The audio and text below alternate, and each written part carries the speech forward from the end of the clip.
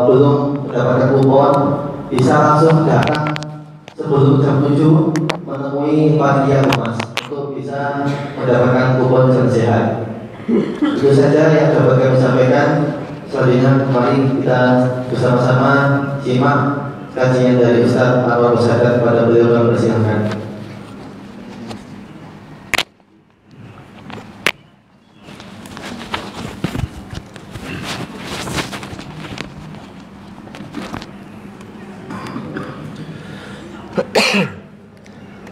Assalamualaikum warahmatullahi wabarakatuh.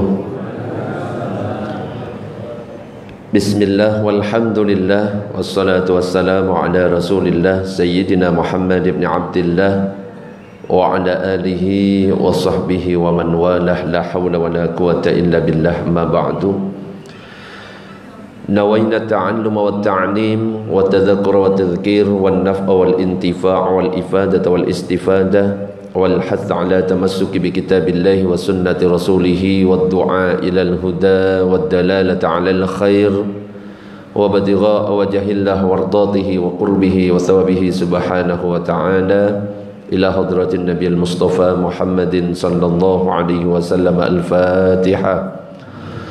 أعوذ بالله من الشيطان الرجيم. بسم الله الرحمن الرحيم.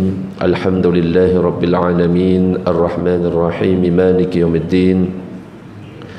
إياك نعبد وإياك نستعين. اهدنا الصراط المستقيم صراط الذين أنعمت عليهم غير المغضوب عليهم ولا الضالين. آمين.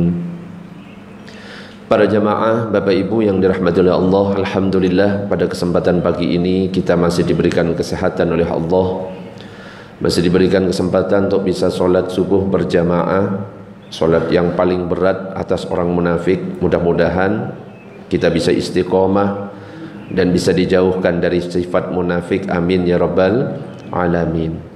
Para jamaah, Bapak Ibu yang dirahmati oleh Allah, pada kesempatan pagi ini kita akan membahas tentang hal-hal yang membatalkan sholat itu apa saja. Setelah kita mempelajari tentang bagaimana cara sholat, tentang sesuatu yang berhubungan dengan sholat, maka perlu juga kiranya bagi kita untuk mengetahui, bahkan wajib, tentang perkara-perkara yang bisa membatalkan sholat. Karena percuma kalau sholatnya sudah benar tapi kita masih belum tahu tentang yang membatalkan, dan ternyata secara tidak sengaja kita melakukan yang tidak membatalkan, akhirnya sholat yang kita lakukan itu sia-sia. Oke, kita masuk apa saja hal yang membatalkan sholat itu. Maka yang pertama adalah berbicara dengan sengaja. Dalam hadis yang diriwayatkan oleh Ibnu Majah dikatakan,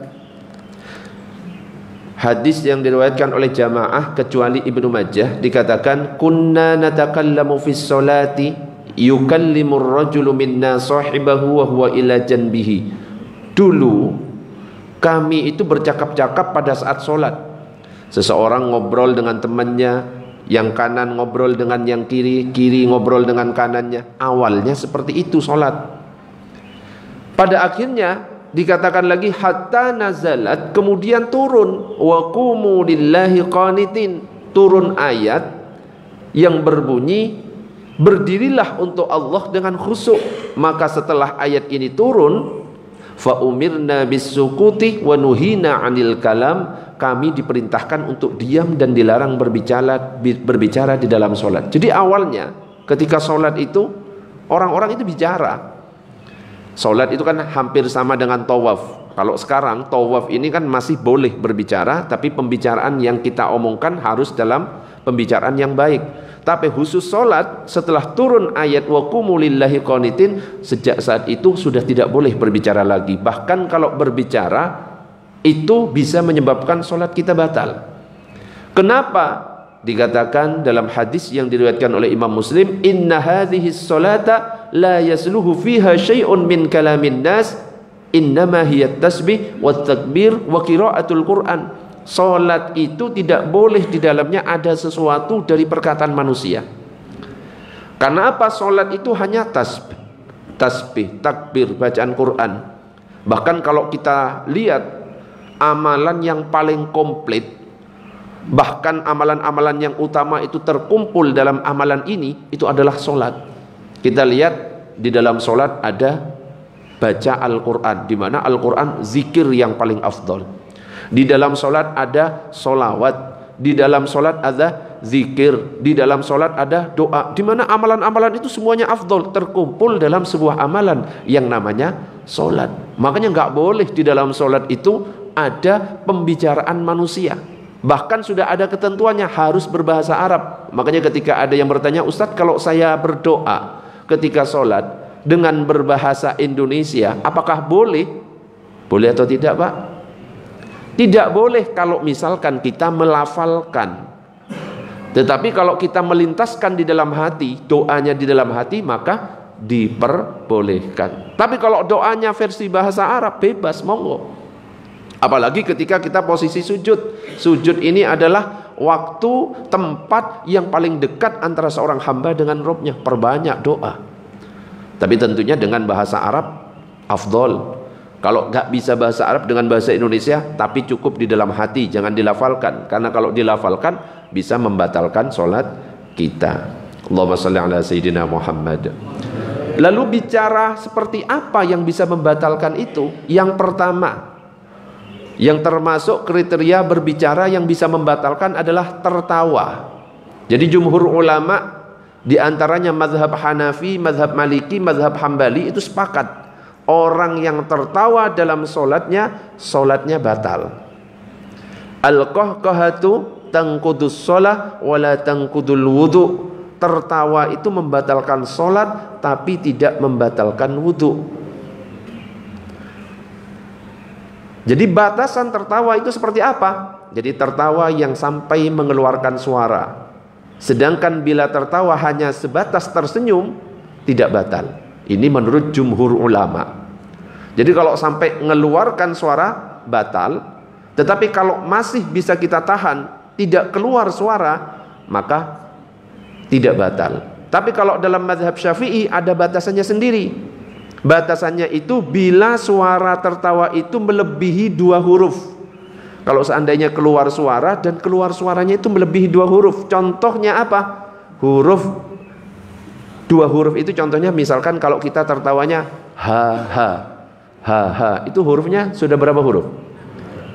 Kalau ada alifnya, ha alif 4 itu sudah. Kalau nggak pakai alif, ha sudah 2, itu bisa membatalkan sholat. Itu batasannya. Tetapi kalau kita masih bisa menahan, hanya tersenyum tanpa ada suara, menurut jumhur ulama tidak batal. Kalau dalam mazhab Syafi'i, kalau nggak keluar 2 huruf minimal, maka tetap sah sholatnya. Dan ini juga berlaku pada orang yang menahan tawa saat sholat. Jadi tidak batal sholatnya. Menahan tawa berarti mempertahankan mulutnya agar tidak tertawa. Terkadang hanya terwujud dalam ekspresi senyuman, tidak terwujud dalam bentuk huruf-huruf atau suara, maka sholatnya tetap sah. Nah, tentang pembahasan masalah ini disebutkan oleh Al-Imam An-Nawawi dalam kitab Al-Majmu' Syarhul Muhadzab. Jadi hati-hati kalau misalkan sampai keluar suara. Kalau bisa ya ocok sampai keluar suara sama sekali. Kita tahan. Kita fokuskan untuk ibadah. Karena kalau kita berbicara tentang fokus ketika sholat itu susah. Khusyuk itu susah. Ngomong memang mudah. Khusyuk. Tapi kalau praktek khusyuk susah. Bahkan sekelas ustadz pun gak ada yang full bisa sempurna khusyuk dari awal sampai akhir. Maka usaha kita ketika kita ingat sesuatu ke yang lain-lainnya, arahkan lagi, fokuskan lagi. Ingat ke yang lainnya, fokuskan lagi. Biasanya ketika kita sholat itu yang lupa-lupa itu jadi ingat semuanya. Bahkan barang hilang itu jadi ingat. Bener apa enggak? Makanya kalau misalkan ada sesuatu yang hilang, kemana ya kunci? Sholat. Allahu Akbar. Ingat, oh iya di bawah bantal. Biasanya seperti itu. Kenapa? Itu caranya setan untuk menggoda. Setan itu bisa goda dari manapun, nggak bisa dari depan, belakang, nggak bisa dari kanan, kiri, nggak bisa dari kiri, kanan, atas, depan. Pokoknya semua segala penjuru arah dicari cara-caranya. Makanya fokuskan lagi. Makanya kita harus membantu ya, diri kita dan jamaah yang lain. Jangan sampai kita melakukan sesuatu yang membuat khusyuk kita hilang atau mengganggu kehusukan orang lain. Pernah saya sampaikan di sini. Salah satu contohnya ketika sholat, bajunya ya yang polos, jangan sampai ada tulisannya. Kira-kira kalau ada tulisannya, yang belakangnya baca apa enggak? Baca, secara tidak sadar baca. Apalagi kata-katanya nggak enak, raimu kayak pedes. Coba emosi nggak? Iki cuma buat emosi. Kopiah aneh-aneh, nggak usah, yang standar aja sesuai dengan ukuran kepala. Ukuran 9 pakai 9. Ono di YouTube itu panjang sampai nyantol-nyantol ke pantatnya wong. Ya kan nggak husuk orang gitu loh. Sholat berjamaah misalkan Idul Fitri, Idul Adha kan sampai meluber biasanya, keluar. Boleh pakai alas berupa koran, tapi usahakan pakai sajadah, ditutup korannya. Khawatirnya apa? Pas sholat baca ada berita yang menarik, seorang wanita diperkosa 9 orang. Wah, bingung ya, gak jadi sholat, jadinya pas hilang kehusukan itu. Kalau bisa fokus, bantu diri sendiri, bantu orang lain supaya bisa khusyuk. Allahumma shalli ala sayyidina Muhammad. Juga yang termasuk berbicara, mengucapkan salam dan menjawab. Mengucapkan salam kepada orang lain atau menjawab salamnya orang lain. An Aliin qala Rasulullah sallallahu alaihi wasallam, miftahus salati at-tahur wa tahrimuha at-takbir wa tahliluha at-taslim. Ali bin Abi Thalib berkata, Rasulullah itu bersabda, kunci sholat itu kesucian. Artinya apa? Syaratnya ya harus wudu, suci dari hadas besar, hadas kecil, dari najis mutawassithah, najis mukhaffafah, najis mughalladah, nanti akan dibahas. Dan yang mengharamkannya dari segala yang ada di luar sholat adalah takbir. Ketika kita sudah takbir, yang halal jadi haram.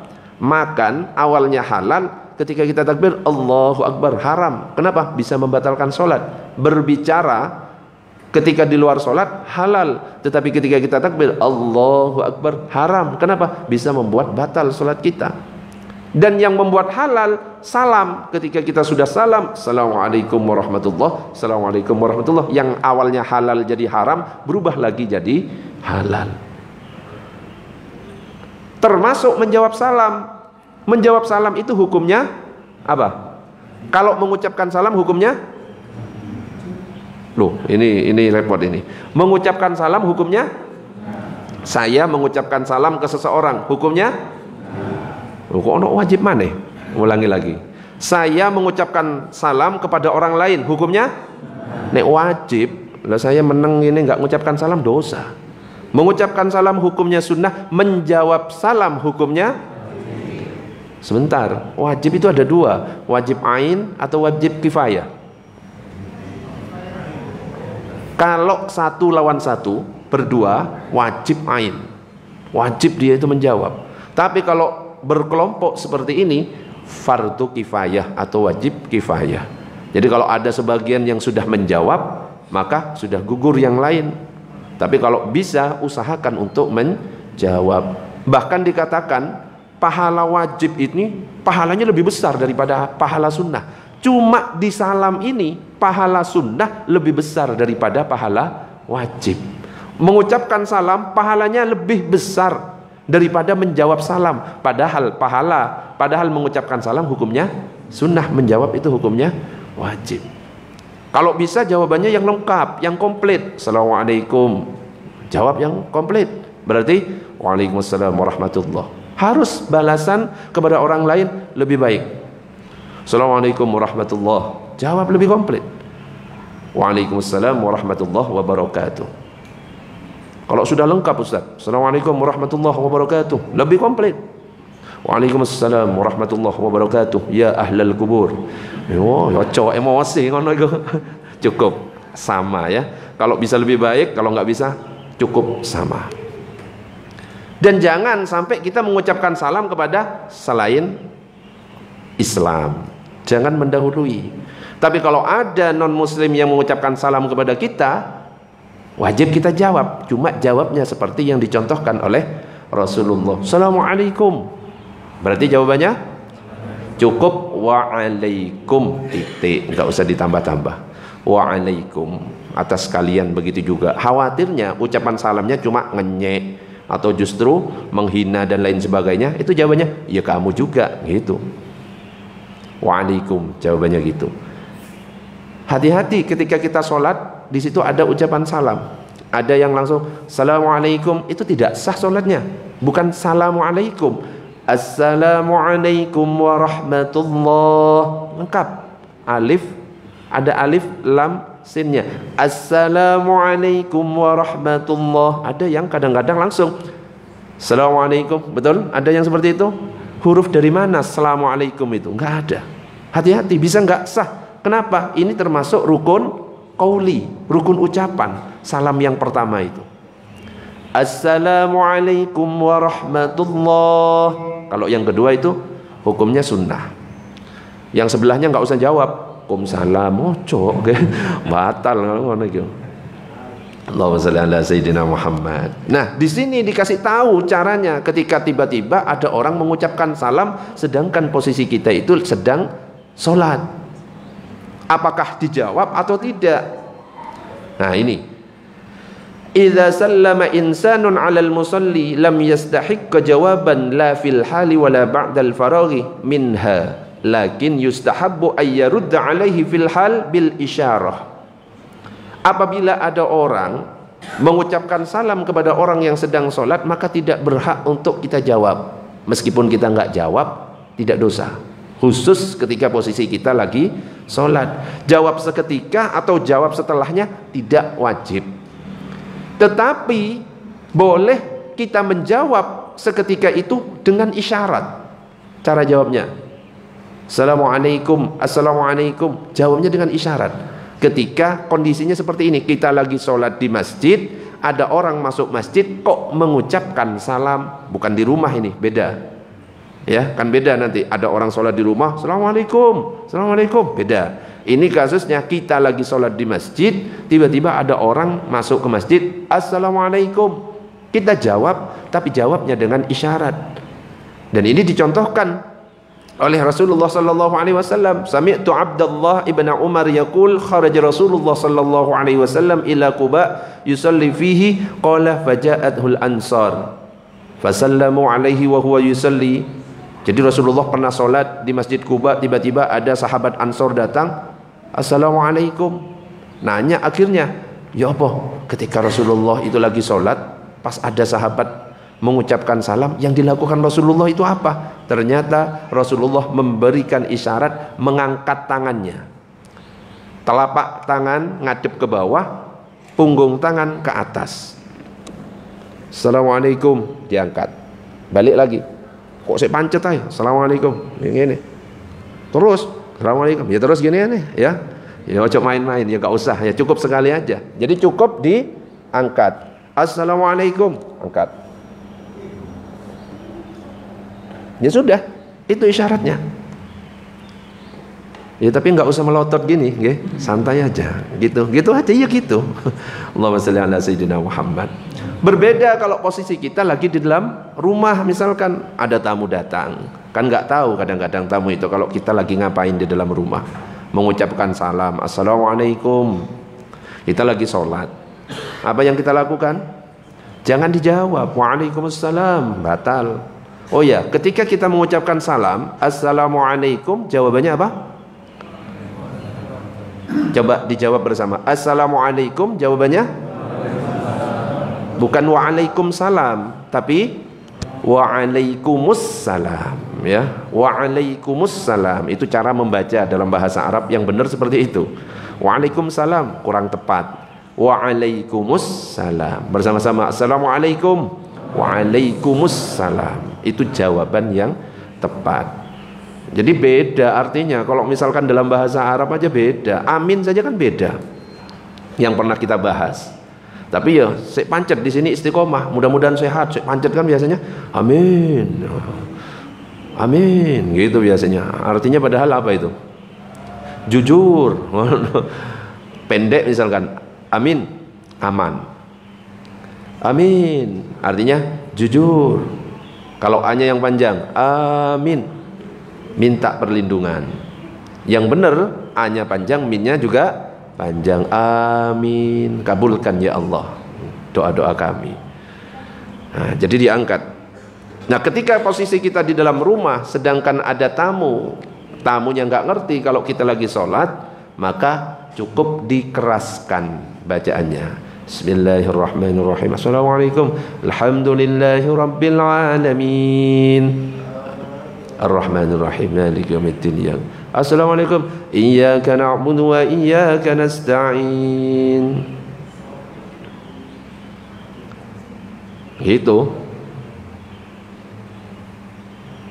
Allahumma shalli ala sayyidina Muhammad.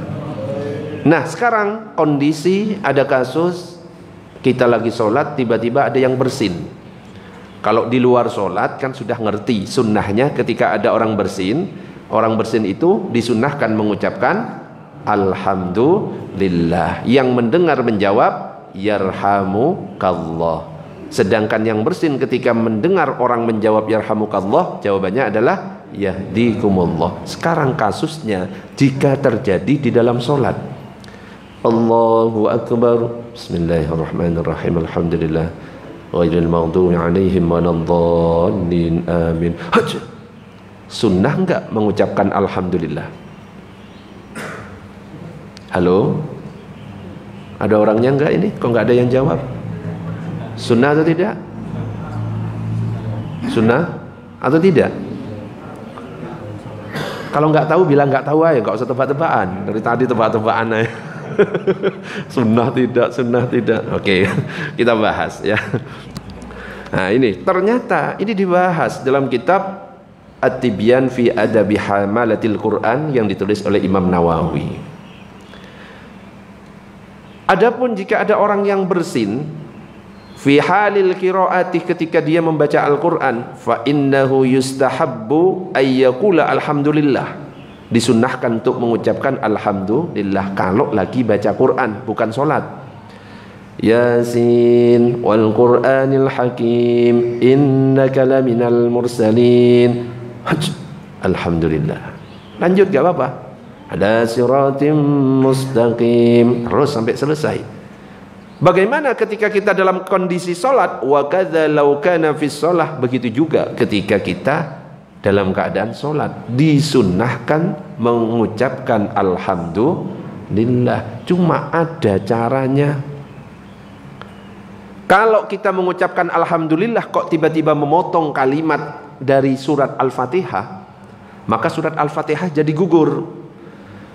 Ihdinas siratal mustaqim. Alhamdulillah, gugur langsung. Kenapa? Syaratnya Al-Fatihah gak boleh dipotong dengan zikir-zikir di luar Al-Fatihah. Ketika gugur wajib diulangi, tapi tetap sunnah alhamdulillah. Ulang lagi karena gugur Fatihahnya. Bismillahirrahmanirrahim. Alhamdulillahirabbil alamin arrahmanirrahim. Bersin maneh karena kebetulan pilek. Alhamdulillah. Ngulang maneh, muter-muter sampai 2 tahunnya. Gak selesai-selesai. Begitu juga ketika jadi imam ya, kok motongnya di surat Al-Fatihah kemudian mengucapkan hamdalah, diulang bacaan Fatihahnya. Tapi kalau di luar Fatihah, ghairil maghdubi alaihim waladdallin. Amin. Alhamdulillah. Enggak perlu. Kenapa? Fatihah sudah selesai. Ini untuk yang bersin. Bagaimana dengan jamaah yang mendengarkan orang bersin? Apakah sunnah mengucapkan yarhamukallah? Sunnah atau tidak? Halo? Kalau nggak tahu bilang nggak tahu aja. Nah, ya gitu aja ya. Kita bahas bareng gitu. Bagaimana jika misalkan kita mendengar ada yang mengucapkan alhamdulillah, dan termasuk sebagian dari perkataan yang membatalkan sholat adalah mendoakan orang bersin.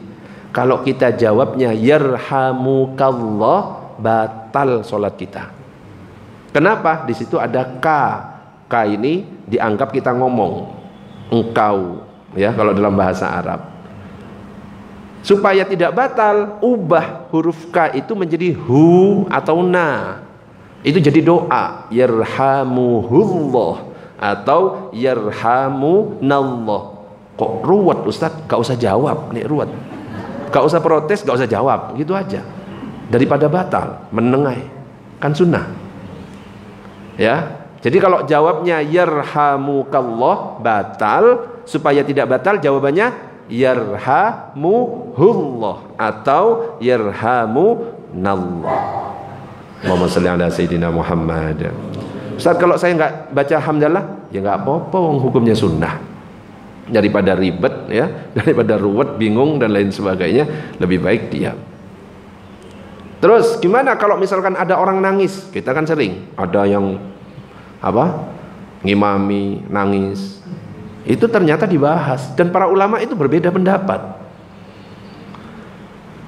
Nah ini fa innal buka'a fis shalah, tangisan dalam salat menurut pendapat yang sahih, bila keluar dua huruf dalam tangisannya keluar dua huruf, maka dikatakan di sini fa innahu yubtilus shalah, itu bisa membatalkan salat karena adanya hal yang menafikan salat walaupun tangisan itu takut akhirat. Pendapat pertama, ya apa kalau nangis keluar dua huruf? Ibu, ya nangis batal nek ono ya. Meskipun takut akhirat.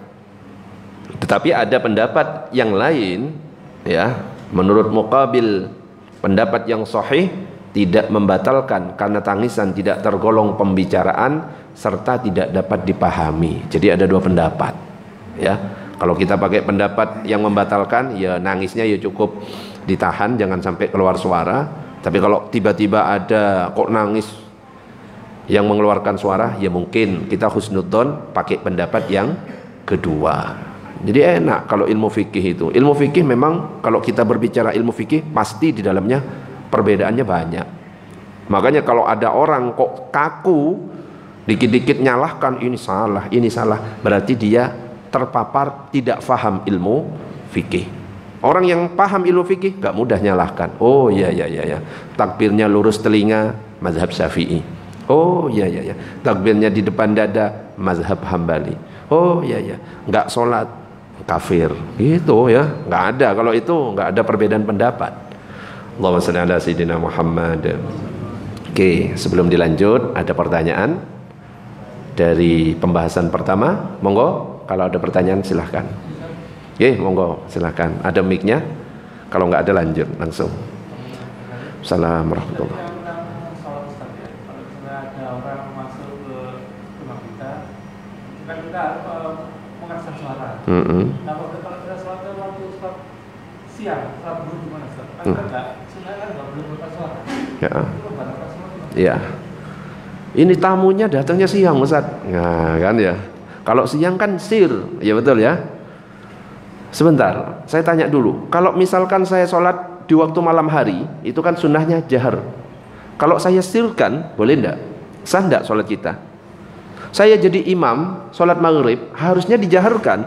Bismillahirrahmanirrahim. Tapi saya sir. Allahu Akbar. Allahu Akbar. Saya tanya, sah enggak itu? Sah atau tidak? Atau saya sholat duhur ngimami harusnya sir, tak jahar. Bismillahirrahmanirrahim. Sah enggak? Sah tapi makruh. Ya.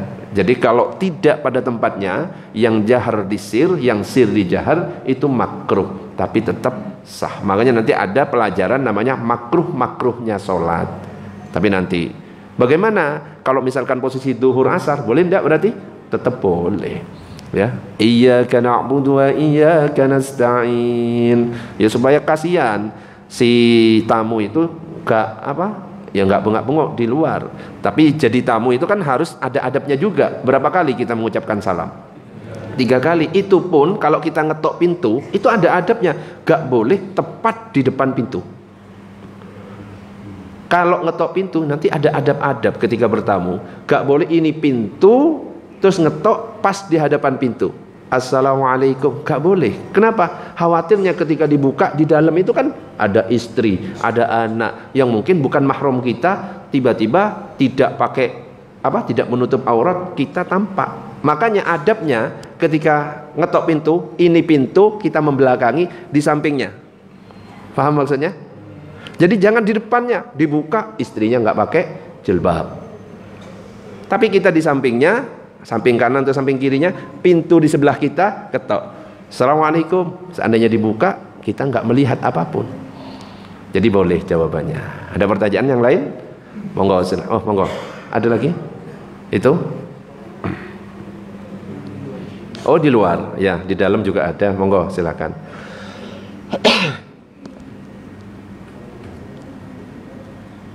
Alhamdulillah. Assalamualaikum warahmatullahi wabarakatuh. Waalaikumsalam warahmatullahi wabarakatuh. Mau nanya Pak Ustaz, pas waktu sholat di tengah-tengah itu Batuk. terus pada waktu mau sholat itu mau buang air kecil, buang air angin, ditahan, terus itu ditahan, keluarnya itu nggak ada keluar, Gak ada suara. keluar, gak ada suara. Gimana itu Pak? Iki repot iki. Keluar tapi nggak suara. Pengalaman gitu Pak. Oh, pengalaman ya. Bagus. Pertanyaan yang bagus. Satu, ketika kita sholat, di pertengahan sholat kita batuk. Meskipun di tengah ayat, kalau batuk itu kan bukan karena disengaja, karena memang ya keluar sendiri kadang-kadang, itu tidak membatalkan, tidak apa-apa. Meskipun kita batuknya tidak apa-apa itu. Ya, bukan sesuatu yang disengaja oleh kita dan itu tidak membatalkan sholat. Nah, yang kedua, iki pertanyaannya agak repot. Apa? Ngempet ya. Ngempet kencing atau ngempet buang angin? Ya, buang air kecil ataupun buang angin, ngempet BAB dan lain sebagainya. Ngempet itu dalam bahasa Inggrisnya ngempet ya. Ngempet dalam sholat itu bisa menghilangkan kehusukan. Makanya para ulama mengatakan hukumnya makruh, tapi tetap sah kalau berhasil ngempet dari awal sampai akhir. Nah, masalahnya ini keluar katanya ya, keluar tanpa sesuatu, nggak bunyi dan lain sebagainya. Yang perlu kita perhatikan ya, kalau kita buka-buka ilmu fikih, ternyata buang angin atau kentut itu ada 4 jenisnya. Pernah saya sampaikan di sini kalau nggak salah. Ya, kentut ada 4 jenisnya. Yang pertama, ada yang suaranya itu keras, sejuta umat. Saya ketawa iki pelaku iki. Ya, tipe sejuta umat, ya nada deringnya volumenya maksimal, cuma nggak ada apa? Baunya. Ada yang kebalikannya. Tipe silent, iki menyakitkan hati. Gak ono suara, tiba-tiba serangannya itu loh, bahaya. Iki ya juga namanya kentut, tipe silent. Ya, itu namanya kentut juga. Yang ketiga ini ada kentut yang ditahan, ya katanya bapak itu, tapi tetap setelah ditahan gak kuat, ya. Nah, itu loh bunyi kan ya. Yang keempat ada lagi, ini yang apa? Tipenya ekstrim, suaranya kenceng, baunya yang menyakitkan juga. Setelah diteliti, kenapa kok iso suaranya kenceng, baunya menyakitkan? Ternyata apa? Ono sing ngikut. Ya. Dalam bahasa Mandarin itu ya kecerit. Itu namanya kentut dan buang air besar.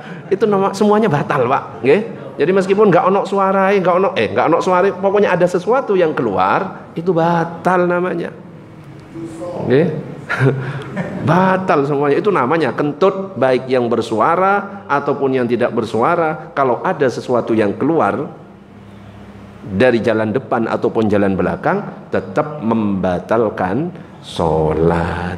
Allahumma shalli ala sayyidina Muhammad. Ada pertanyaan sebelum dilanjut? Monggo, silakan. Oh, sebentar nggih.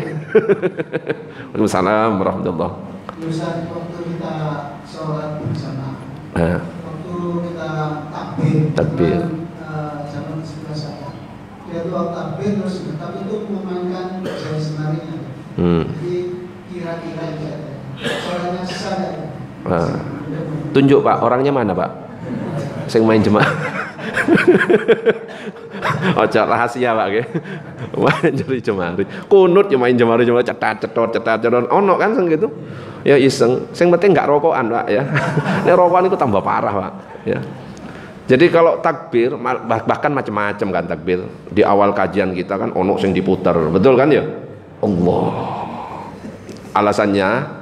Alasannya, loh ini kan ibadah Ustaz. Kita dulukan yang kanan duluan. Allah. Set. Nah, ya diputer. Untungnya cuma diputer, nggak pakai dijilat, dicelupin ya.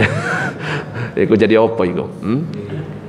Kalau gerakannya itu sampai 3 gerakan atau lebih batal sholatnya. Wong garuk aja loh, ada caranya. Kalau jari jemari dimainkan cuma gini, ini hukumnya makruh. Kalau gini. Tapi kalau gerakan itu ada 2, gerakan kecil, gerakan besar. Kalau gerakan kecil yang tanpa ada hajat makruh. Tapi kalau gerakan besar sampai 3 gerakan itu batal. Makanya ketika kita garuk, ketika gatel, ada 2 cara. Cara pertama pakai gerakan besar, cuma 1 kali, ceret, balik lagi gitu. Gatel di sini, seret, balik. Kok saya gatel, garuk lagi, seret, balik, gak apa-apa. Ketika kita balik itu hitungan ulang dari awal. Gatel lagi, seret, sebelahnya gatel, nggak usah digarukkan, biar garuk sendiri, nggak usah terlalu perhatian, ya cukup untuk diri sendiri aja. Cara kedua boleh dengan gerakan kecil, tapi nggak boleh sampai gerak semua. Caranya gimana? Ini gatel, tempelkan di sini, yang gerak jarinya, paham? Nggak boleh gini, kalau gini batal. Tapi ini sampai 1 juta nggak apa-apa.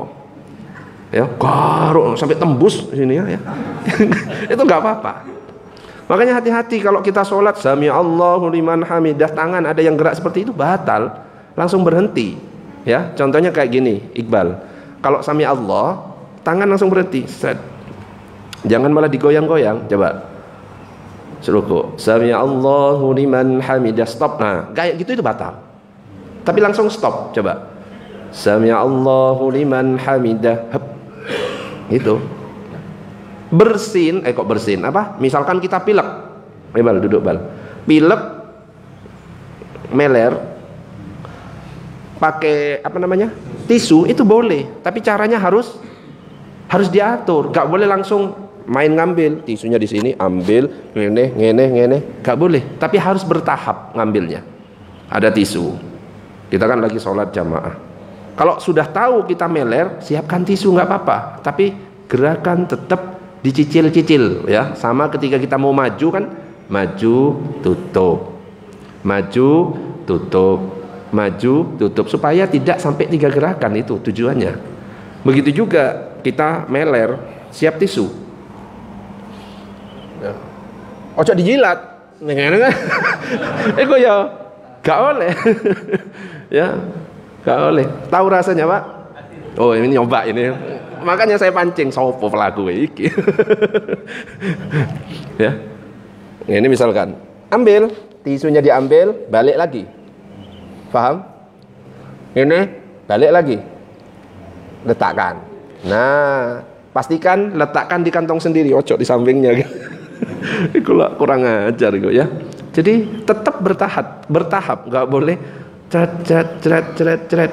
Makanya kan nanti ada ini banyak gerakan dan terus menerus. Ini termasuk yang membatalkan. Wal amalul katsir al mutawali kasalasi khotawatin, langkah 3 misalkan.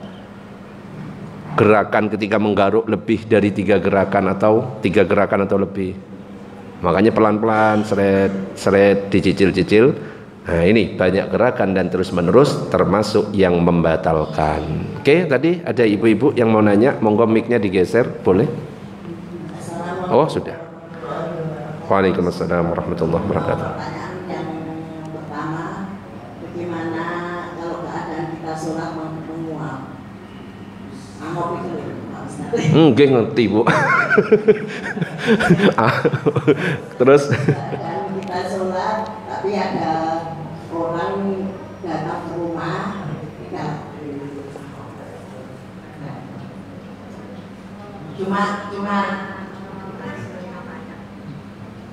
Cuma nggak pakai assalamualaikum. Cuma panggil nama. Oh. Cuma panggil nama, miss call ya. Miss call, nggih. Sudah? Assalamualaikum warahmatullahi wabarakatuh. Waalaikumsalam warahmatullahi wabarakatuh. Jadi yang pertama tadi menguap. Apakah boleh menguap? Ya boleh, nggak bisa ditahan. Kalau memang nggak bisa ditahan, nggak apa-apa. Kalau bisa ditahan, usahakan ditahan. Dan jangan sampai mulut terbuka. Karena kalau ketika mulut terbuka, setan itu ketawa, masuk ke dalam. Usahakan seperti itu. Kalau tidak bisa tertahankan untuk membuka mulut, tutup. Ya, gimana cara nutup mulut? Itu namanya nyuruh masuk setan. Dibalik dengan isyarat itu, isyarat ngusir setannya nggak masuk. Ustadz saya wis gini, ya nggak apa-apa ya. Itu cuma ulama saja ya. Kalau yang ini nutupnya caranya ulama. Karena ketika kita menguap sampai mengeluarkan suara, mulut terbuka, setan itu masuk. Setan itu ketawa. Makanya ulama loh ya, bukan hadis. Kalau nutup, kasih isyarat untuk menolak setan, balik pakai tangan kiri. Ya minimal ditutup ya. Salah satu cara ketika kita menguap. Bagaimana ketika dilakukan di dalam sholat? Gak apa-apa. Kan gerakannya gak lebih dari 3 gerakan. Kalau memang gak bisa ditahan untuk terbuka mulutnya, gak usah bersuara. Gak usah. Apalagi belum sikat gigi, pingsan sebelah kanan kirinya itu. Itu yang pertama. Yang kedua adalah kita lagi sholat, tiba-tiba ada yang miss call, manggil nama tok, nggak salam, nggak usah dijawab. Siapa? Misalkan Iqbal, ya batal bu. Kalau salam aja kan cukup dengan mengeraskan suara. Ketika salam aja kan dengan isyarat. Apalagi nggak pakai salam. Yang wajib saja salam. Ketika sholat kita nggak wajib jawab, apalagi cuma miss call nama, nggak usah dijawab, ya, biarkan. Bisa difahami, Ibu? Ikut Ibu dah. Monggo, ada pertanyaan yang lain? Oh, yang mana dulu ini? Monggo, monggo, boleh dipilih Bapak atau Pak Ali, silakan.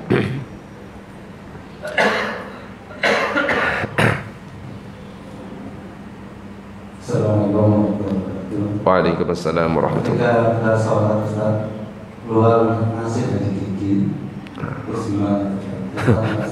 Keluar nasi. Iya. Oke. Ini lagi sholat Ustaz, sisa makan, ya, nasi 1 butir keluar, ya, muter-muter di mulut. Tak telan Ustaz, batal Pak kalau ditelan. Kalau kita makan, meskipun tidak mengenyangkan, maka itu batal. Caranya gimana? Dibuang. Dibuang atau kita tahan di mulut. Yang penting jangan sampai tertelan. Kalau nahan di mulut itu ketika kita jamaah, ya, biar nggak kelihatan jamaah, dibuang ke sebelahnya, ya. Kalau kita sholat sendiri, buang ke sebelahnya nggak apa-apa. Nah, ini masalahnya kan kita jamaah, ya. Kalau dibuang ke sebelahnya, sopo ini, udah gak sopan kan gitu Pak, ditahan, letakkan di pojokan gitu. Atau ya diambil nggak apa-apa, diambil tapi pastikan gerakan tetap harus pelan. Ambil, ya sudah. Ketika diambil, pancet disentilkan ke sebelahnya, plek, ya sama aja Pak, enggak, itu suci, cuma jorok aja, ya, sama kayak iler, ingus, suci, cuma jorok, gitu aja, kotor, ya, bisa dipahami Pak? Monggo, silakan Pak Adi. Waalaikumsalam warahmatullahi wabarakatuh. Terkait tadi disampaikan bahwa kalau nangis atau tertawa itu tidak boleh lebih dari 2 huruf dosa. 2 huruf yang saya tanyakan itu mohon maaf, apakah pure 2 hurufnya, jenisnya, atau jumlah keseluruhannya? Saya katakan ini. Tadi kan H. Kalau 2 huruf jenisnya H sama H. Kalau H itu hitungannya 2 huruf atau tidak. Yang pertama. Kemudian terkait kalau kita kaget ketika sholat mungkin apa, kalau kita bisa menggunakan, ini menurut saya konsepnya gitu, menggunakannya astagfirullah dan sebagainya, itu menurut saya apakah benar tidak membatalkan. Terus kemudian seorang lanah, apa yang itu Pak Ali gitu tak? Oh enggak tak? Takutnya Pak Ali. Ya, tentang dua huruf ini pakai pendapat yang apa, hati-hati dengan dua huruf itu tadi ya. Apakah hurufnya harus berbeda atau sama? Sama hurufnya. Yang penting dua huruf, itu tetap dihitung dua huruf. Ya, untuk dua huruf. Terus untuk tadi ketika kita kaget, mungkin bukan dikagetkan, kan nggak mungkin ada orang sholat dikagetin, itu kan ya nggak mungkin. Kaget mungkin sesuatu jatuh. Astagfirullah. Kalau isinya zikir tidak masalah. Tapi kalau orang latah, ayam itu batal itu. Ya. Ayam, apalagi meso-meso, itu tambah parah ya. Nah, itu baru batal. Kenapa? Karena sudah di luar zikir. Kan tadi sudah ada rumusnya. Salat itu ya tasbih, zikir, baca Al-Quran, doa. Kalau istighfar itu kan termasuk zikir dan doa. Jadi tetap aman. Tambahan Ustaz. Jadi kalau dua hurufnya berulang nggak batal? Dua huruf berulang, itu termasuk dua huruf. Berarti kalau sampai tadi sampaikan ditemukan ketika nangis ibu itu kan 3 huruf, berarti kan batal. Kalau itu enggak. Tuh, itu 3 huruf. Iya. Tetap. Apalagi Ali. Tambah itu banyak itu. Mohon maaf Ali ya. Enggak ada pertanyaan yang lain. Ya Ustadz ya suka gudong ini. Ngaji kok terlalu serius itu nggak enak gitu. Oh, habis ini kan ada lomba ya, ojo lama-lama. Tak cepatkan dulu. Allahumma shalli ala sayyidina Muhammad. Yang ketiga dan keempat adalah hadas dan terkena najis. Itu bisa membatalkan seperti yang ditanyakan tadi ya. Buang angin baik yang bersuara ya, tipe sejuta umat atau tipe silent dan lain sebagainya, itu semuanya membatalkan sholat. Termasuk ketika kita kena najis. Najis itu membatalkan wudhu atau tidak? Harus bisa dibedakan. Membatalkan wudhu atau tidak? Membatalkan sholat atau tidak? Loh, beda ini pertanyaannya. Saya tanya, najis membatalkan wudhu atau tidak? Najis tidak membatalkan wudhu. Najis tidak membatalkan wudhu. Yang membatalkan wudhu hadas. Ya, najis gak batal wudhu. Kita sudah wudhu di rumah, perjalanan nginjak kotoran, cukup dibersihkan, bukan wudhu ulang. Faham? Tapi ketika kita hadas, buang air kecil, buang air besar atau buang angin, itu baru wudhu ulang. Harus bisa membedakan antara najis dan hadas. Beda ketika kita posisi sholat, kok tiba-tiba badan kita, pakaian kita, loh ada najisnya. Itu baru sholatnya batal. Kenapa? Sholat harus suci dari hadas dan najis. Najis harus suci semuanya, baik tempat pakaian dan anggota badan. Itu poin ketiga dan 4. Tak cepatkan ini. Soalnya saya dibisikkan pokoknya sebelum jam 6 harus selesai. Ngono katanya. Ya sudah, tak cepet-cepetkan. Yang kelima, terbuka aurat. Terbuka aurat dengan sengaja jika kena tiupan angin misalkan. Terus kemudian dia langsung menutupnya seketika itu, maka tidak batal.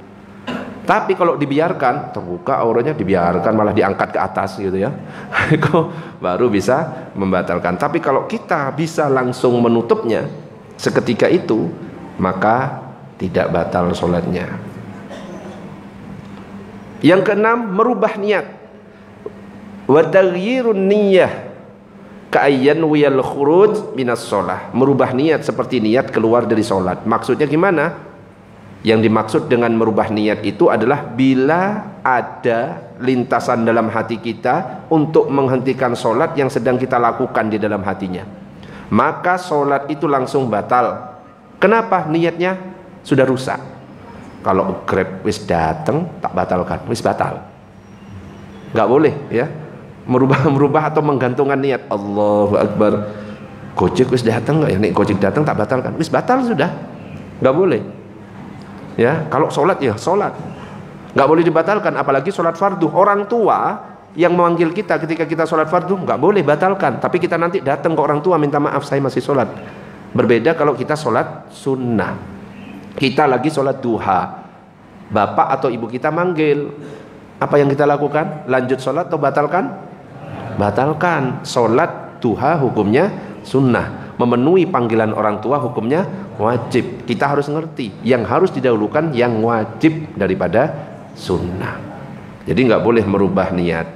Terus berpaling dari arah kiblat. Wastidbarul kiblati ka'ayyaj'alaha khalfa dhahrihi, membelakangi atau berpaling dari kiblat seperti memposisikan kiblat di belakang punggungnya.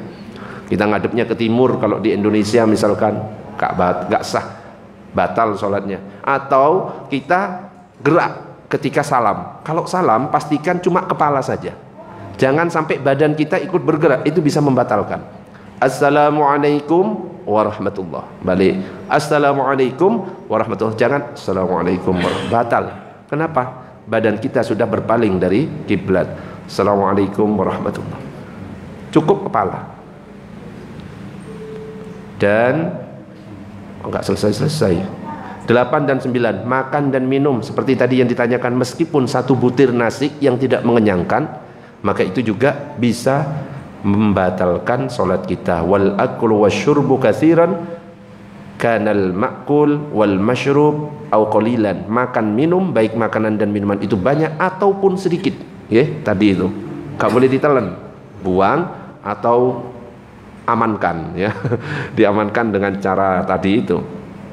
Terus 10 dan 11 tertawa sudah dibahas, dan murtad.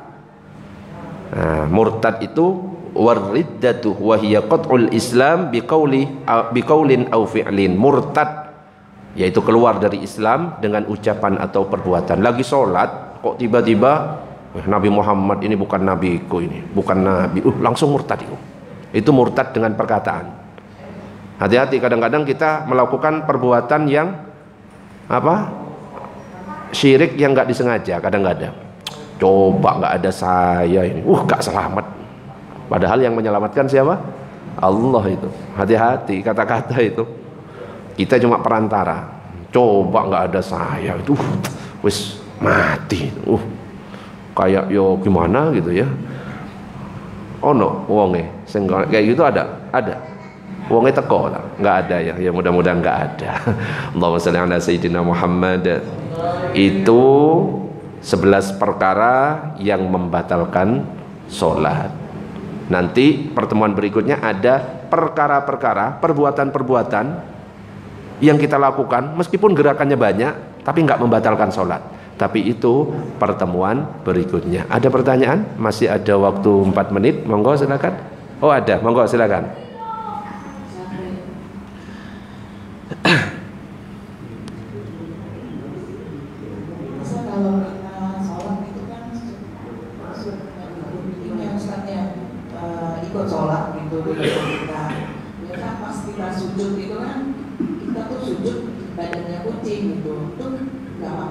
Sujud di badannya kucing. Iya. Kucing. Ono kucing muter-muter ya.